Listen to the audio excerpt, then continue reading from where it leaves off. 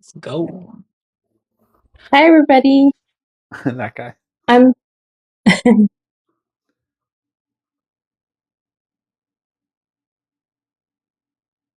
all right. I'm booked off with Kay, and here are my co-hosts Laya and Joe.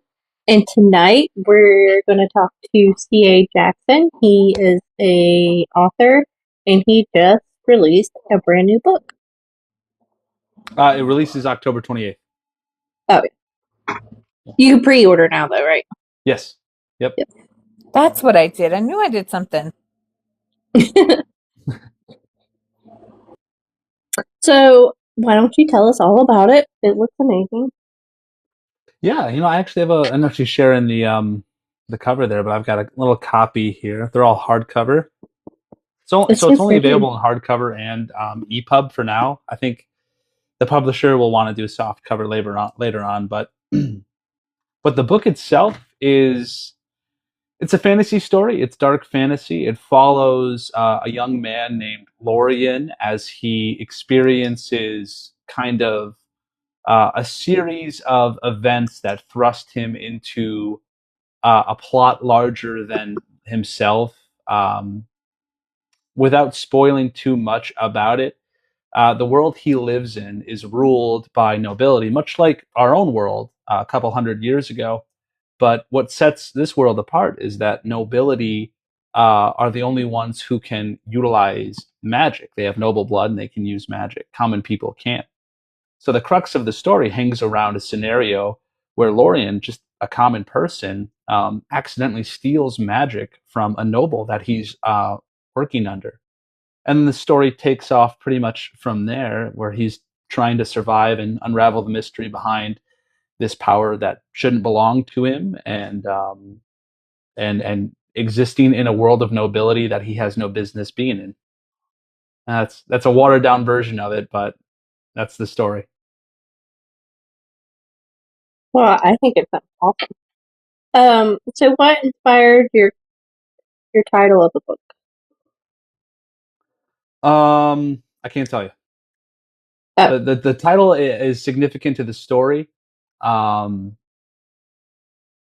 but I will say that it has more than one meaning. It's not literal, so there's not a little boy standing in fire somewhere. But whatever you might think it is as you read the story will make sense. I can't I can wait. hear you. You're muted, I Indiana. Joe. said you gotta read the book, which is fantastic. What a good hook. Well, can you share a scene or a character that was inspired by a moment or somebody in your real life? Um, nothing inspired in my real life. But the whole story.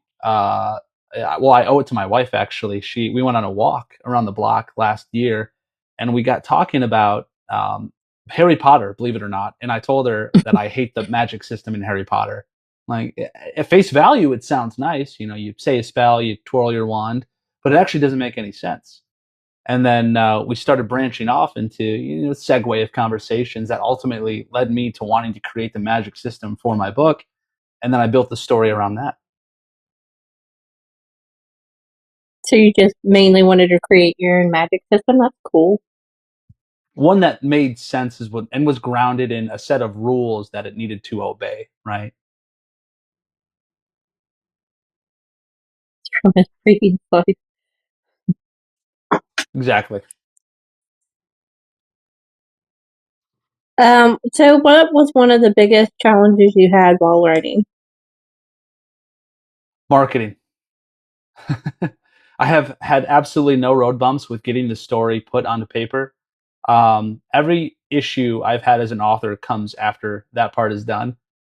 So just the formalities of editing your book, finding an author, figuring out how to get it published, ultimately landing a publisher, which was wonderful, and then actively marketing the book until the release date. Yeah, 5 weeks it took me to write the book, and I've been marketing for like 8 months now. So one of the first times that we've ever talked, you mentioned that you hoped it went traditionally published. Mhm. What was your big hope for that? My big hope for getting traditionally published. Yeah. Um, I mean, I think every author, their initial hope is to get traditionally published because it takes a lot of weight off the shoulders of the author. I was about to self-publish. I was literally like 3 weeks away from self-publishing when someone reached out to me and offered me a book deal. And that it's an indie publisher. So while they're small, I'm small. Together, we're doing a lot more than either of us could alone. So yeah, just getting the workload off my shoulders has been huge. Still busy, but I think less. So, can you explain how that works with an indie publisher? Yeah, so it's the same exact process with a big publishing house, but there's just a lot less money involved. So you don't get an upfront sum of money. You get better back end payments. I mean, if you wanted to go into contract information about it, but you get a larger percentage of profits from the get go versus having to accumulate enough money to make up for the down payment they give you and then making royalties afterwards. So it's pretty much the same process, just with less money. So, do you work with a literary agent, or are you pretty much your own literary agent? I'm my own agent. I signed directly. I looked at the contract. I reviewed all of the legal stuff. I ran it through a lawyer, so just to be on the safe side. But yep, no, Smart. there's no agent on my behalf. Yeah, it's called Jack Well, Press. then, I think he's in the comments. oh, Yeah. yes.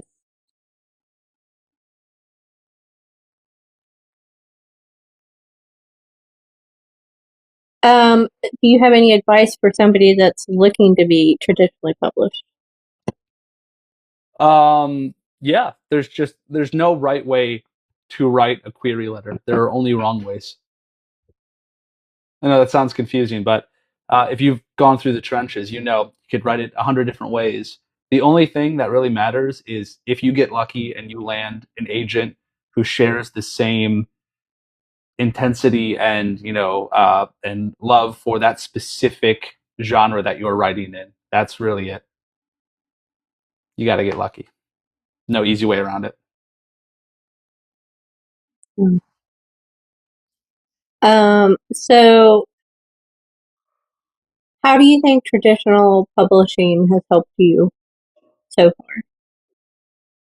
far? Like I said, he's taken a lot of the work off my shoulders. So when it comes to distribution, handling marketing that I wouldn't think of going through. I think we got signed up with Ingram Sparks and their 2025 Publisher Spotlight series. So they actually read my book, left a review on Goodreads, and they're pushing it out to a bunch of different channels that I know nothing about. I know we're talking to NPR right now. We've got one of their senior editors from NPR, their literary section branch, whatever they're reading it. So it's helped the most with knowing what to do because I don't know what I don't know sometimes when it comes to marketing, and they pick up the slack a lot. You seem very on top of your marketing from an outside perspective. Like, we talk about your videos all the time. Like, that was so smart. That's so funny. Um, what inspires that, and are they helping you with that, or is that just your own creative outlet? That's me. I mean, the publisher will throw me some ideas like, "Hey, I saw this cool trendy video you should check out," and I'll look at them. But I think I like being creative. So if I do, see something trendy, I'll twist it into something that fits for me. But mostly, I think I just have too much caffeine, and I like to have fun. And I find the silliest or the funniest thing I can do. I like humor. I like to market with humor. Yeah. My book's a little serious, but there is a lot of humor in my book too. So I think the readers will see that. Hopefully. So, who is the charity that the publisher donates to? Is that okay to ask? Yeah. So he has a preset number of charities, but I'm reaching out right now. I'm still getting confirmation. I'm a volunteer for the Big Brothers Big Sisters organization. They just take Love that one. disadvantaged youths and they just treat them like little brothers and sisters. They'll take them out for food or help them with schoolwork, things like that. I'd like to donate to them. There's a local chapter here where I live. I'd love for them to get some of the proceeds. 10% of every sale. I love that. Being in the school system, we can never have enough help, and so thank you for that. That's amazing. There's so Yeah, many I love it kids too. It's that fun. need that. Um, how do you approach your world building? Okay, so I don't know if this is unique. I haven't heard anyone else do it. When it comes to world building, I don't try to start from the top down, as it were. You know, a lot of people will think of a concept like I want my gods of this universe to have these traits, whatever. I'll actually draw out a map, and that's what I did for my book. I drew a map and then I created terrain, just the concepts of terrain. Like this would be a mountainous area, this would be more of a plains kind of area. And then I will assign specific, not elements, but goods to that area. Like if a village lived here, they would probably fish because it's near, warm coastal waters, and that will give the villages their own unique identity, right? No, and then I create roads by mapping out the easiest path between all of the cities, and then I build up the lore from there, right? Like would people in a fishing village worship a god about lightning and fire? No, it'd probably be something aqua themed, and then I build it up from there. I love that. That's different. I've never heard it explained like that, but that makes so much sense. Like, Yeah, like I don't even know what to call it. On like a geographic resource intensive construct. I'm not sure. speaking of geographic, how much research did you have to do for this book? Um, Not a lot, next to none, I would say. The research came after the book was done because I wrote myself into kind of not a pigeonhole, but um, I didn't learn about action beats, dialogue tags, and just structural format of what a book is supposed to look like until I was done. And I had gotten some feedback from some alpha readers that were like, "Hey, this is a good book, but it's not structured like a normal book. It's all over the place. It's messy." And so it took me, I think, double the amount of time that it took me to write the book to go back and fix it. And that was where my research was, but nothing for the lore or the characters themselves. Um, how do you approach the revisions and editing, especially now that you're traditionally published? Do they have a lot in that, or is that still basically you? No, they'll do that. I had already gotten my book completely edited before I was signed, so I think that was nice for them at least that they didn't have to pay for that. But going forward, my future books, they're going to handle all of the editing, formatting, all of that good stuff. So I'm thankful for that.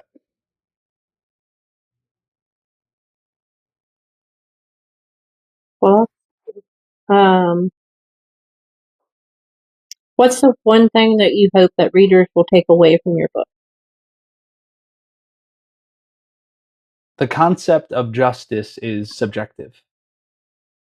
I think any good story has a good enemy or a good protagonist whose approach to a situation may not be the best, but could be justified in the end.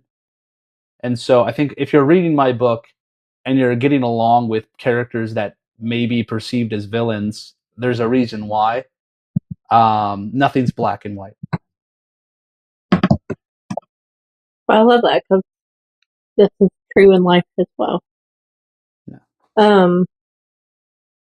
So is your book a standalone, or is it part of a series? What's your plan?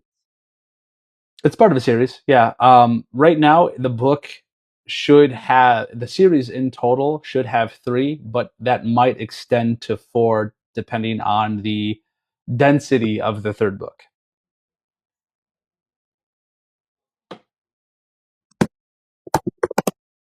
So four. Um, what are Five hundred some words. common traps that you think aspiring authors should watch out for? Um, be very wary of people that you allow to read your material who feel like an opinion on your writing must be given regardless of if it's needed or not. And what I mean by that is that if someone is giving you feedback on your writing that doesn't follow traditional feedback guidelines, such as, hey, I noticed that you weren't using dialogue tags, or you've used this character's name too many times in a few paragraphs. Um, Anything outside of that is going to be opinion based. So, what I recommend doing is that if you see enough people give you the same opinion based feedback, then look at it as an issue. But up until that point, if it's just a one off, think of it as their own opinion and not necessarily the best course for your book. I did a lot of rewriting that was unnecessary because one person would say, "Oh, I didn't really like this paragraph. It didn't fit right in the story," and I would chop it up, and it just felt like a never-ending tirade of these corrections that did not need to be made. So be careful of other people's opinions. Write the way you want to write. If enough people complain, fix it. If they don't, keep it. That's amazing advice. I think sometimes we do get lost in what other people say and worry too much about it. Somebody, you guys put up your questions if you have questions for him. I think everybody likes what you just said. Everybody's saying that's great advice and love that you said it. It is really great advice. Oh, and Josie wants to know, what did you use? What word did you end up using for cock-a-doodle-doo? Goo Canoe. Overwhelming praise. I love that. Leonie asked what. Sorry. What? Where can we get signed copies? Jack Press wanted to know. Oh yeah, thanks, Jack. If you go to my bio, it'll take you to my website. Well, there's a link in there for my website on my link tree. You can get signed copies that way. Or if you just want a normal copy, you don't want to pay the extra shipping for the signed copy, Amazon's right there as well. So is Barnes and Nobles. Actually, you can Google my book, and I'm pretty sure it's available everywhere except Target. We have beef with Target. I don't know why. I was going to say, why not Target? Because every time I go to Target, I look at the books. They have like the pretty edges. Yeah, really? I hate the Target selection. Yeah, it's always bad. Ours is decent. Maybe it's my Target then. Leonie wants to know what your word or page count has been. So the word count, I think the page count's 372, something like that. Actually, got it right here. Let's see, page count, yeah, like 375.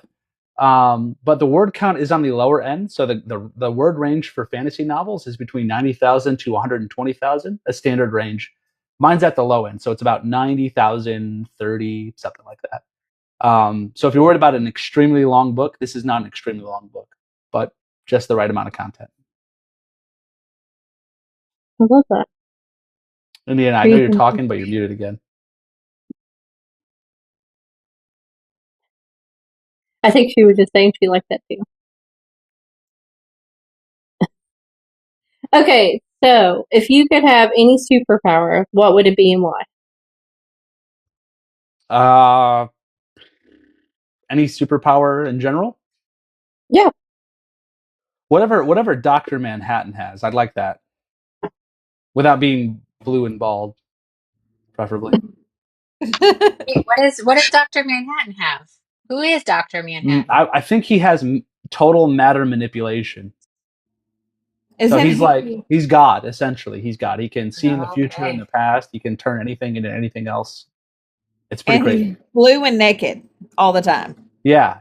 God, he is packing a goo canoe, I'll tell you. And they worked on, they really hired an artist for that.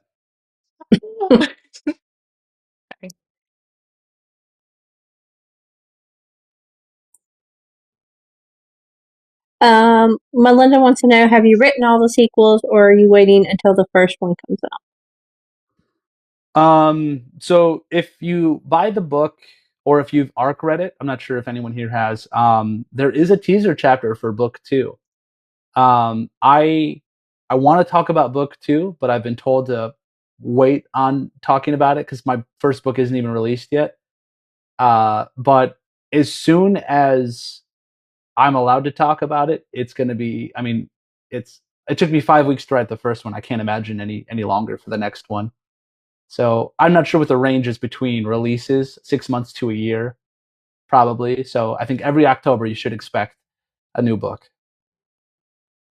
But that's just what That's a I'm good saying goal. right now. Yeah. Yeah, if my publisher tells me to shut up after this, then that's just how it works, I guess. Melinda wants to know how you come up with character names. With character names? Yeah. So I like to take an approach that I've seen in a lot of fantasy books where it's a mixture between common, European English names and then fantasy names. So Lorien Knight is his entire name, and he's named Lorien Knight because bastard children in this universe are sure named Knight because their mothers were, ladies of the night is what they call their prostitutes. Oh. And so that's where his name comes from. But I mean, there's like Sam Varios is another protagonist. Samuel Varios is his name. Yeah, just off the top of my head. If it sounds good, I'll write it down. But if it sounds too fantasy, I scrap it. Yeah. So nothing with more than 2 syllables, really. Colton wants to know what's your magic system. Okay, yeah. So there's 2 aspects to this. There's the way people inherit the magic, and then the way it just exists. And I'll talk about both those really, really fast. So in this world, only nobles have magic. It's passed on. It's hereditary, so it's passed to your children. But the way that it's passed is that it's directly based off of your direct lineage. So your parents, their parents, their parents, etc. You all share what we call the infinite pool. Each noble family has access to their own pool of magic. So every child you has access to that pool. But what it does is it dilutes the amount readily available for everyone else in that family. So nobles specifically keep their lineage small and pure to keep their magic strong. And they're really afraid of bastard children in this story because if a bastard child inherited their magic and went off and had their own bastard children and so on and so forth, that family's magic would be irreparably damaged because it would be lost out there in the world to anybody who was related to them. And so that's the inheritable side of it. But the actual magic system is it goes off of a mind, body, and soul concept where each school of magic, the mind school, body school, soul school, have unique traits to them. The bodies can use elemental types of magic. The mind school has foresight, clairvoyance, things like this. And then the soul magic users can do things like echo jump around, where they transport themselves a short distance based on readily available totems. It's all explained in the book, but through the main character's perspective. So he's asking the questions and getting answers to those questions in return. Leonie wanted to know how in depth do you get with the world building historical lore? Too in depth. So a lot of the lore doesn't exist on the page itself. A lot of it's written elsewhere. Like I have my own genesis to the world that's broken up and tossed into. Do you guys know what epigraphs are? Yeah, so epigraphs are the short bursts of text underneath chapters. Some books have them. And it'll just be like a little bit of lore or a poem or something. So I use my epigraphs to kind of foreshadow the chapter that it precedes, but also to give little bits of lore about the world, the religion, the political structure, so that the reader is always kept aware, but not in a boring way. Well, the fans seem to like it so far. I love epigraphs too. So What makes your magic system different than the ones that we're used to seeing? There are hard rules with mine. I think that the way it's handled hereditarily is really unique. And I know that there's a lot of that in different areas, but the fact that they all share a pool of magic that limits their own capability. I mean, obviously, you want your bloodline to continue on, but not with so many kids that you, as the heir or the father or mother, whatever, are so diluted that you're useless. It also gives credibility to the storyline itself, which revolves around identity and if you're a bastard, if you're a commoner, if you're a noble, and how those interplay with one another. But yeah, in this world, you have constraints on what you can do, and if you break those constraints, you try to pull too much magic, uh, you'll die. And there's no real way around that. Yeah. So how do they know that the magic gets diluted if they've been pretty set on keeping the bloodline pure? Yeah, so they know their magic gets diluted because historically they were unaware and they noticed that other noble families who had more children were weaker the more children that they had. So it was a process of elimination for them that they would discover this and then build the rules in the world around them. Butchered Writers wants to know, do you have a daily word count goal to reach when writing? Yeah, when I'm actively writing, because I do all my writing at once, I try not to break it up over too much time. I'll go for 5 to 10,000 words in a day. And that's a lot. So I'll break that up usually over 2 sessions. But I write so fast, but I make a lot of mistakes because I write so fast, and that's why it takes me forever to correct my mistakes. Yeah. Mystic was asking where can they find your books and when is the pre-order available? Yeah, pre-order is available right now. It's been out for a little bit of time, but you can pre-order a digital, a physical copy, or a signed copy from me, and they're available on Amazon, Barnes and Noble, and a couple other places. But yeah, if you just Google "The Boy in the Emerald Fire," you'll see all of the Google Play it's available in. Yeah. Mystic, this is also his debut novel. So they were asking if you had other books out right now. No, but I am almost done with another book that's not in this series. Yes, Mystic. He is he's pro at promoting his book. If you go to his TikTok, he's got all kinds of fun videos that you can share.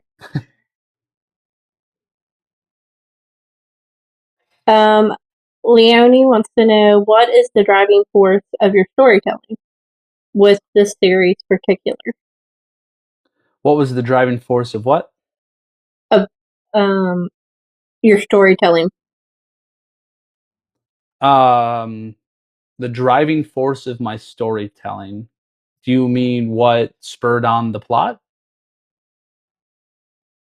Leonie? We can go with that, yeah. Uh, yeah. So I think the plot, without spoiling what the plot is, comes from the concepts that I really wanted to include in the story, which were self-identity and then subjective justice. So those concepts were the driving force behind the plot itself. And the way I write, I think I really focus on prose and detail and informing the reader without treating them like they're dumb, um, and that's what informs my plot.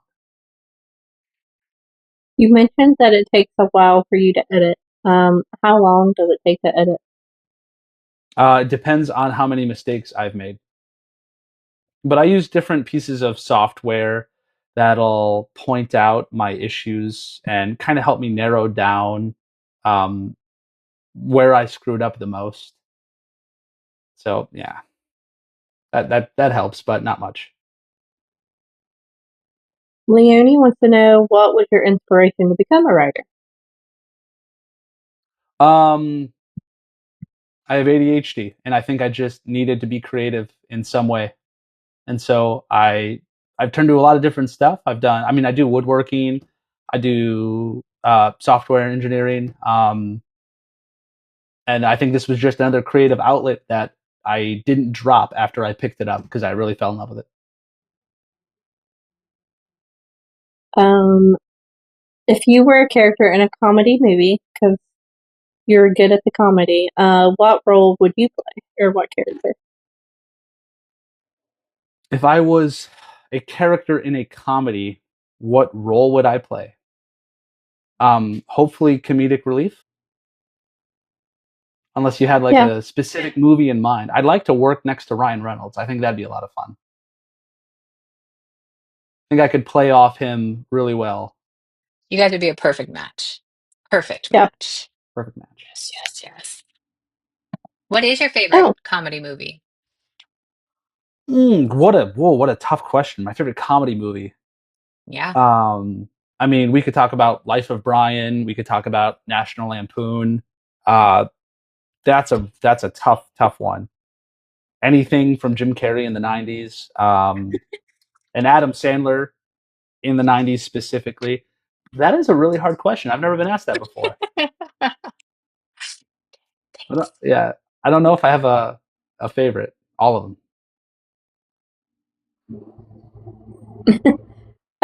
Leonie wants to know, why fantasy? Why did you choose fantasy specifically? Are there any plans to branch out into other genres? No, it's funny that you asked that. I was just talking about this with somebody else. So I am working on, these are, my ADHD projects where it's like I'm not doing anything. I'll touch these every once in a while. I'm working on a historical romance right now set in World War II, and I'm working on a science fiction noir book as well.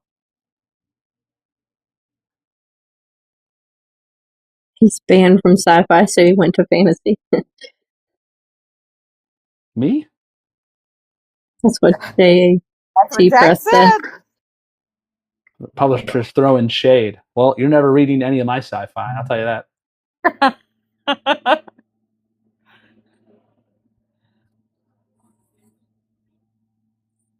Noir sci-fi does sound really cool, Megan. It is cool. I'll be the first to say that, and it's a really, really good concept. Well, you can tell us about it if you want. Yeah. So I don't mind. I don't have any contracts in this one, so get out of here, Jack. The concept for this one is it's a noir style science fiction book that revolves around the concept of what I'm referring to as recycled.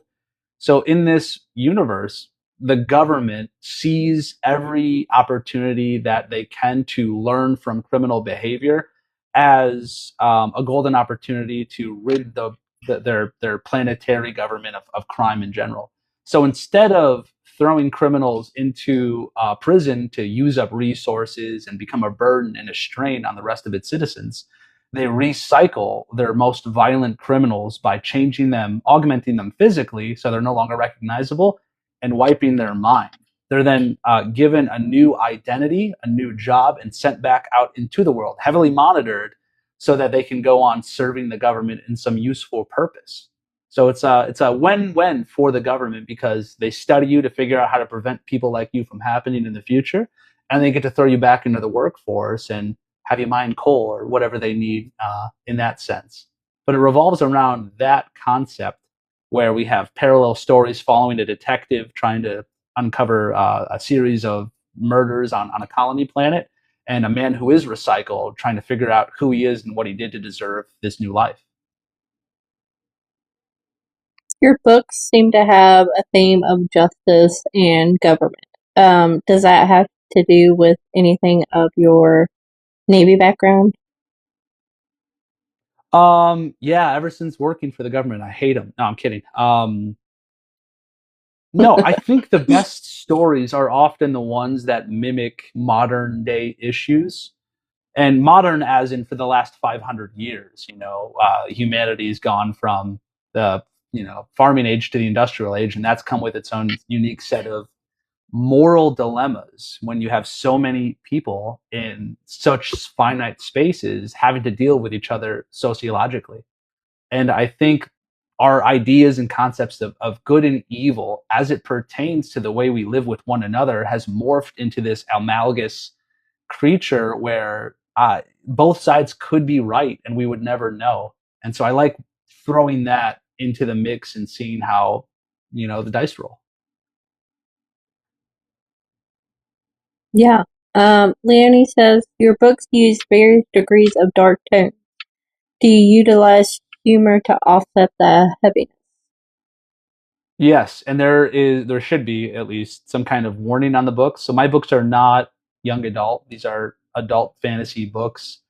So if you have someone or a child that you're like, oh, you should read this book, that should come with, by the way, this could be PG-13, but there is explicit content in it, and there is a lot of humor, but it's explicit humor. So I think that part of the Navy reared its head more than the government side.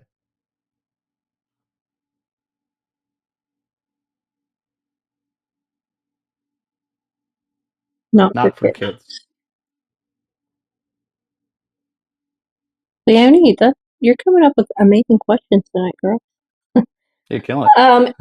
If you could have any other profession for a day, what would you be? This. I would love to be a writer full time. What's your other day job, if you don't mind me asking? I work in cybersecurity doing risk and compliance. Oh. Didn't see that coming, huh? No. Yeah, I work from home though, so that does give me an edge when it comes to writing. Pierre, what did you ask? I'm sorry, I missed it. People are wanting to see your work before October. Any Did you other sign up for short the ARC? No, I don't have anything. Well, you know what? I'll check with the publisher. There is something I call the Alloskignethsta, which is just Greek for a new Genesis. That is my version of. You guys know Tolkien, Lord of the Rings? Well, do you know the Yes. Silmarillion? That's my Silmarillion. It's only 2 pages long, but it talks about the birth of the universe and stuff. I wouldn't mind releasing that. I don't think that's something I could pull back. But other works, short stories, no, I don't have it. I just have short, funny videos on TikTok and Instagram too. Yeah. Leonie wants to know, which character do you find most relatable? When I first started, I would say Lorien, the main character. I think a lot of authors like to put themselves or parts of themselves into their characters, and that's noble, but it wasn't my goal. Um, After I had finished, because I'm a father, I have 2 children. I had my second son, and it's just been chaos. If you have children, you'll know exactly what I'm talking about.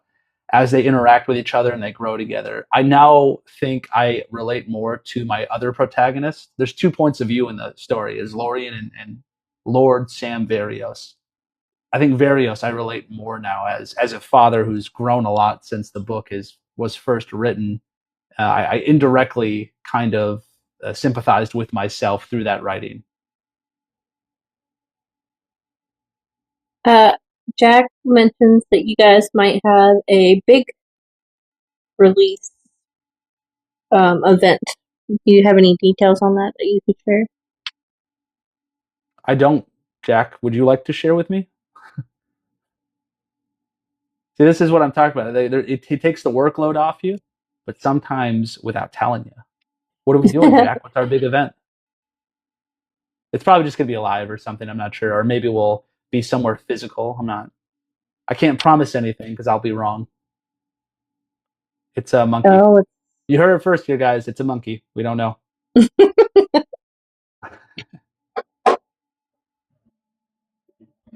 well, yeah, you'll have to keep us updated so we can be there. Yeah, that'd be great. I'm here all week. How stressful? How stressful do you find the making of TikToks? I Like, hate your it. videos. You do? Oh, You hate it? I Because you hate it. can't. You do You so can't. good. Yeah. Yeah, you can't see it in your videos. I know. It's funny after the camera stops and I do whatever silly thing I'm doing. I always like.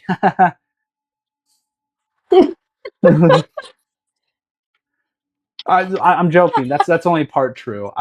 My favorite ones are the ones where I get to be funny and silly. My least favorite ones are where I have to, sneak in a little promo, or I have to talk strictly about the book, like I'm a robot trying to sell you Yeah. motor oil.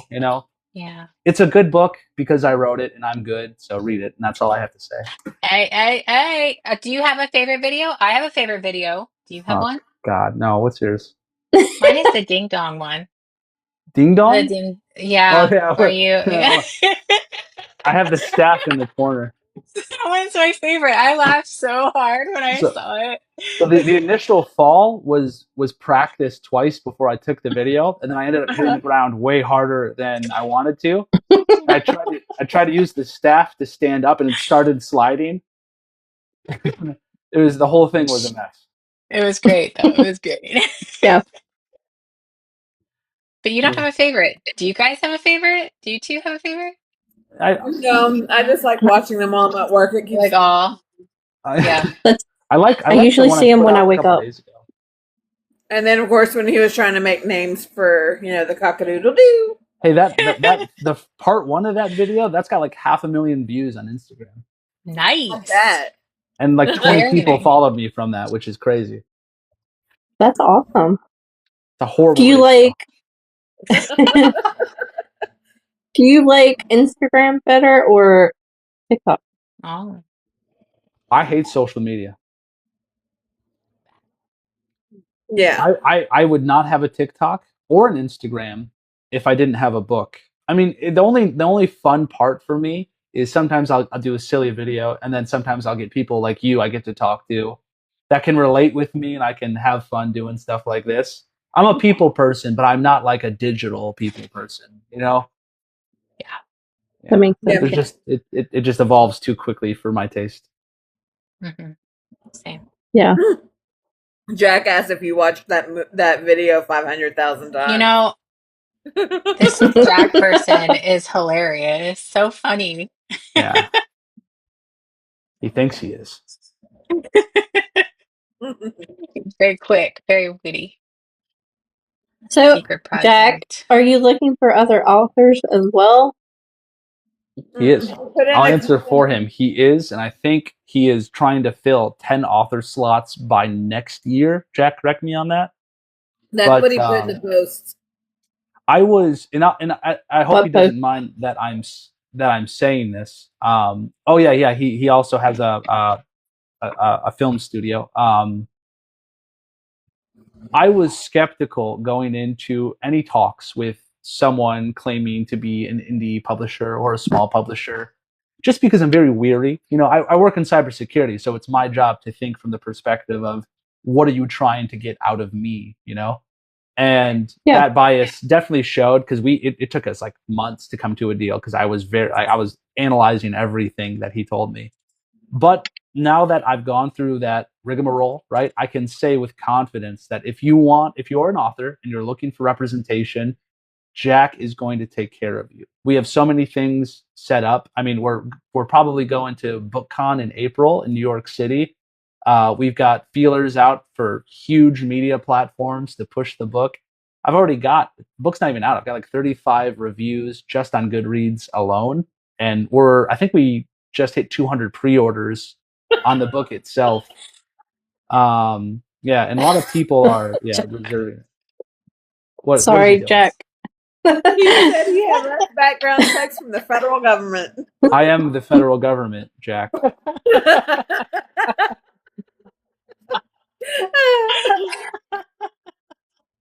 So what BookCon are you doing in New York? Oh, he is? I think it's called BookCon. Oh.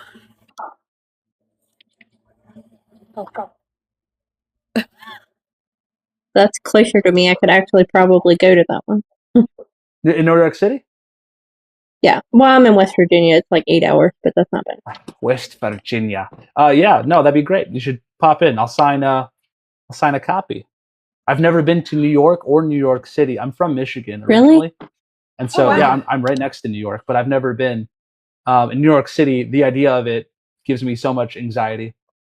I Just went because it's I love New cramped. York. Yeah. I like it. It's something different, but then I like to go home too. Like I like to visit it. But, Oh yeah. but I mean, there, I I live on think an acre out in Florida, so I'm content by myself. you could live in New York all your life and not see everything. That's fine. Bailey asked, when is really. it again? What? BookCon? Yeah, when is BookCon again? I think it's in April, and I'm probably like doing another like getting ahead, like the cart in front of the horse here. But I think it's in April, and I'm pretty confident we're going to be going, but we'll see. I'm Yeah. not supposed to promise anything in case I'm wrong. You guys It's ever okay. see Just like be confirmed. what's his name? Who plays Spider-Man? Tom. Colin? Holland. Yeah, Holland. you know how Tom Holland spoils a lot of movie like details before they come out. Yes. I feel like I do that with Jack a lot. I'm like, hell yeah, we're going to BookCon. We're gonna drop Jack's like, no, 30,000 no, copies. no. He's like, Chris, please shut up. Like we didn't RSVP yet. You gotta stop. That's why he wanted to make sure that he's here, is to make sure that he can mute, that he can tell you hush at any time. He's actually next to me with a gun. Oh, that's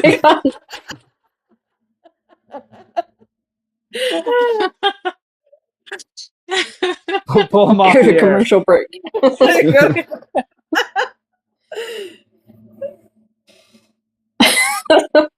Thanks, Leonie. Oh man, I was gonna ask you something.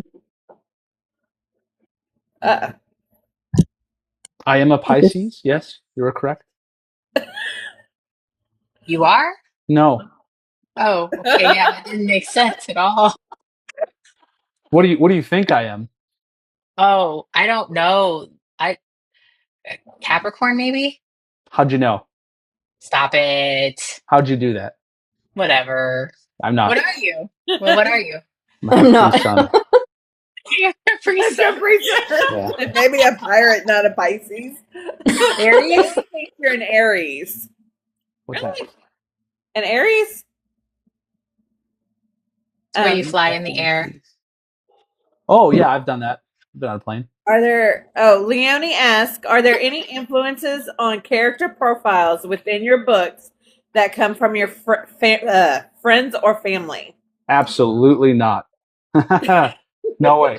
And any similarities are coincidental, and I'm not legally liable for any damage. No. The last thing I would ever do is take too much of my own reality and put it into a book about fantasy. That sounds horrible. I realize some people do that, like they'll have, maybe some trauma, like this person, and now you're the villain in my book. I have not done that. Every character, hopefully they stand out on their own, are unique, and they come from the top of my brain.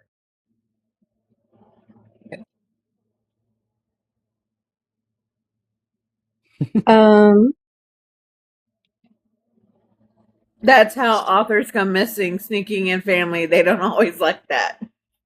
Yeah. Sounds right. So, who are some of your favorite authors? Who inspires you? It's a mix. I've never read Brandon Sanderson. I have his first book 1 of the Mistborn series. I plan on reading it. Neil Shusterman is really good. Anyone read anything by Neil Shusterman, like the Scythe trilogy? Obviously, J.R.R. Tolkien. Stephen King is a big favorite of mine. I like to take. I would like to. I'm not going to do that because I'm not that good. I would hopefully think that if someone reads the book, and there's a couple portions of the book that mimic horror, and you'll know exactly what I'm talking about when you read it. I really hope they feel the influence that I got from Stephen King when writing those sections, because I got like 16 Stephen King books just lined up right here. Polini, I liked Polini when I was younger. Books didn't age well, but I still think he's a great author. With his physical description of the environments, that also comes through in my book.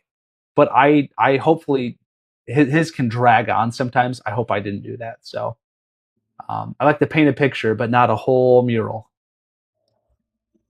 I gotta fill in the blanks with your mind sometimes. So do you think your favorite genre is horror or fantasy? What is your favorite genre? I don't think I have a favorite fantasy. I just like challenging concepts, right? And I like to feel like something is inhuman. So whether that comes through in fantasy or horror or science fiction, I like to feel I like it when books make me feel small in the sense that they've painted such a large, obtuse thing in front of me that I can look at myself and go, I like compared to this thing, I am nothing, you know? It's got to have gravity. It's got to have weight. I hope that makes sense. It does. Do you have Leonie, go ahead. Do you have a favorite country or land from your world? From Leonie. Yes. There is a city in the book that's next to the capital. I want to say the name off the top of my head. I want to say it's Twylanon. And that's one of the more fantasy names in the book. It doesn't get any worse than that, I promise.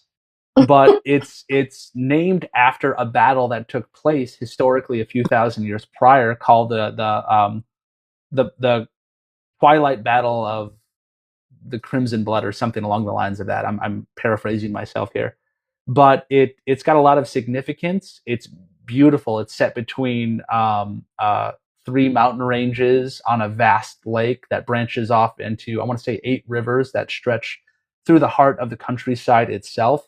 And it's where the birthplace of magic occurs in my book, which I explain towards the middle of the book how magic came to be. But it's all told from the perspective of folklore and not fact. So it's up for interpretation. I like gray areas in my book. I like people to hope something is true, but you know, if a twist comes and it's not, you won't be surprised. So pretty much we just need this book out as fast as possible so we can all read it and then reconvene and talk about it. I would love that. Let's start a book club. We have one. We Just do. pop on in. Pop me in. I'll join. I think you're in the Discord, right? I left every single Discord channel. I was in like 16 different author Discords, and my notifications were killing me because I don't really like social media. So I just left every single one, and now I'm only in my Minecraft server. So Pretty much ghosted everyone too. I think Leonie wants me to add you to our reading challenge that I have going on FB.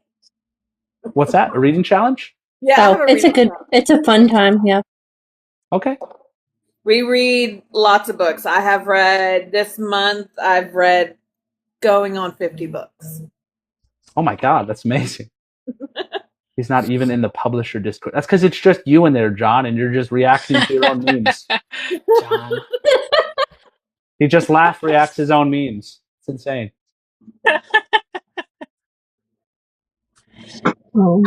I had a question and I lost it. Well, Son of a gun.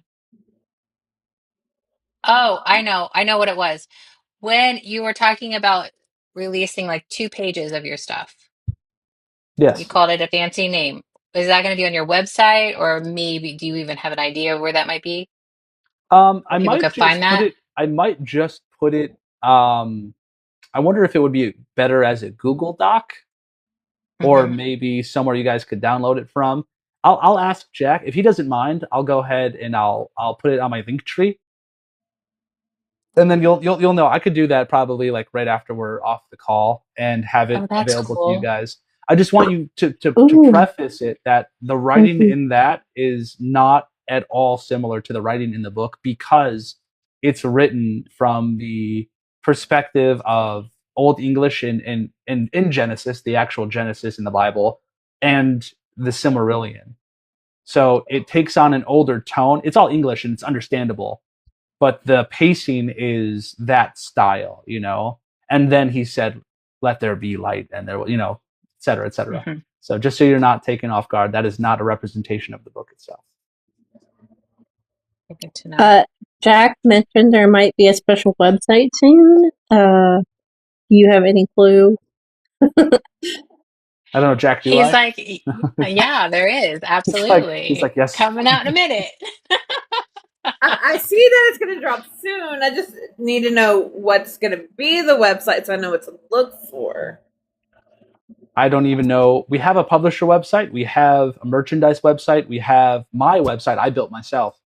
I don't know what other website we're going to be making. So I'm going to let Jack handle that. This is what I mean, though. If you sign with him, he does all this stuff all the time. And he's always trying to get a leg up on what comes next. Mm-hmm.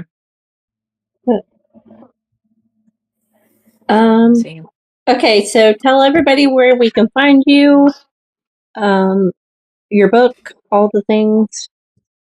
Leave me alone, personally. But if you look on my TikTok, and my Instagram, if you guys follow me over there for some reason, my bio has my link tree. Everything is in my link tree.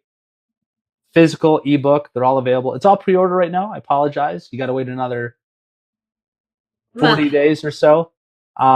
Spooky Halloween release is going to be kind of the theme, and I love that. I think it fits the theme of the book absolutely perfectly. So, October 28th. Also, I think that is actually Leonie's birthday. I'm going to steal her identity now. Thank you. Are you?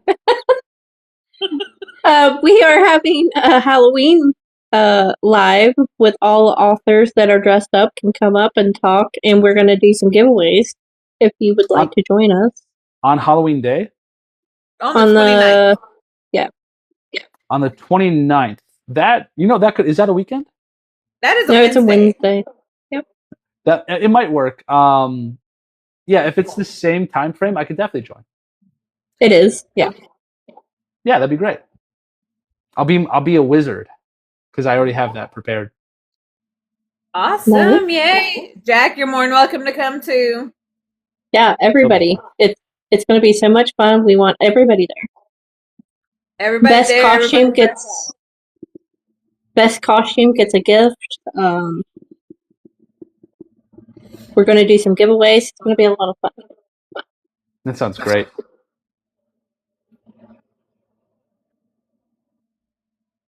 Oh, cool. 2 books dropping. The other one's not mine, by the way. Well, we can celebrate on the 29th as well. That'd be great. Yeah. Hopefully some good purchases come through. I hope so for you. I'm sure they will. I saw today when I was just checking out everything that you already had amazing reviews. Yeah, I am so thankful I'm at 5 stars still. Even the people that left 4-star reviews had really, really wonderful things to say. I just I don't know what it takes to get that extra star. It must be something mind-blowing for them, or maybe a niche genre that they're into, but I'm very, very thankful for the reviews I have so far. And you've got a challenge going on right now, right? You're trying to get to 5,000 on TikTok. 5,000 followers, 1,000 pre-orders. I'm 20% of the way on the pre-orders, and I am over halfway on the followers. And it's tough. It's tough. I think that video blowing up on Instagram might help a little bit. We'll see. But we'll see. Yeah. So you have 75 days to get that accomplished. Yeah, and we only have about 40 or so days left. Okay. You can do it. Get to work, ladies and gentlemen. It is so hard building up a good follower base. Yeah. It is. Gotcha, though. It's hard. Just going to keep pumping out these videos about Goo Canoes, whatever it takes. Yes, got to do the Goo Canoe. Goo Canoe. I came up with some good ones today. You should have. I don't know if you guys saw today's video. I'll have to go look. He who sits atop the sack. That was a good one. Womb broom. That was a good one. Nice. Sweet face when you say all of them. Cream Candle. That's an older one. Good though. A lot of these I came up with myself. Some of them I borrowed from comments that were, like, by the way, have you heard this fucking horrible one? I was like, I didn't, but thank you for making me regret being literate. Yeah. Leonie, yeah, that would be great. Jack, we love to have anybody on. Hey, Alicia. All right, thank you so much, TA. It's been so much fun. Yeah, thank you guys. I had a lot of fun.